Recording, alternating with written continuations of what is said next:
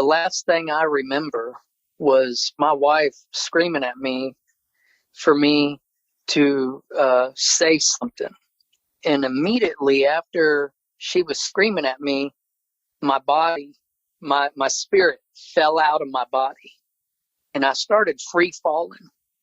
And it was like a long fall, but it was so fast. Like, I've never jumped out of a plane and free fall, but I would think that that's how it was. And immediately I was in hell, because when you're dead, the spirit world and your spirit, it's, you know who you're face to face with, you know exactly what's going on. You're more alive than you are here on earth. It's, that world is so more real than it is here, and you feel so much more than you feel here. I was in hell. I was right next to the lake of fire. And I looked, opened my eyes and looked, and I was standing up next to my bed. And I knew exactly where I was and what the situation was. I mean, there was no confusion in my mind. I felt more alive, more real than I've ever felt in my life. You know, people ask me, you know, were you a ghost? I was just the opposite. Very alive.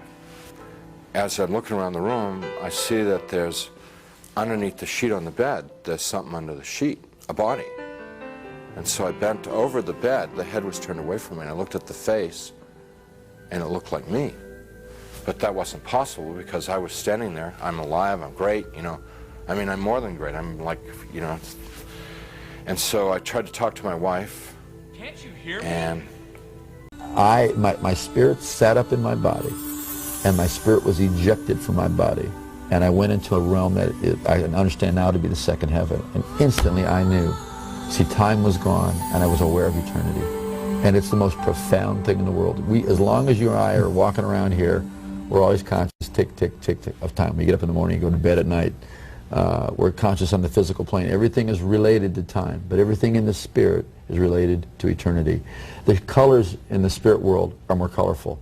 Everything's sharper. The emotions, everything. And you don't like logic and reason. That doesn't happen. You just know that you know. It's like having truth automatically all the time.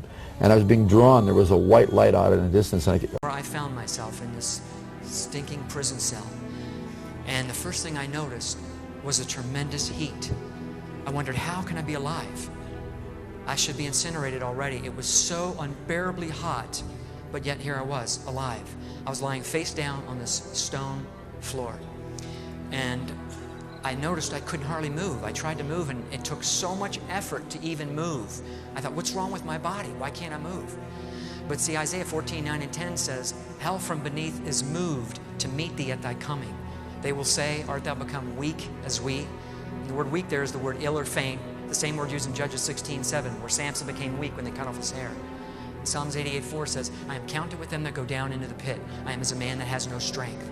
So one of the things you have to endure for all eternity is you are completely void of any kind of strength. Now that might not sound like a big deal, but really, if you ever thought about, remember a time when you had the flu and you just felt weak from the flu? Well, it's 1,000 times worse than that. Any movement takes so much effort. But see, Acts 17:28 says, in Him we live and move and have our being. Even movement comes from God. It's not automatic. The fear level that you have to experience in hell is so far beyond anything you can imagine.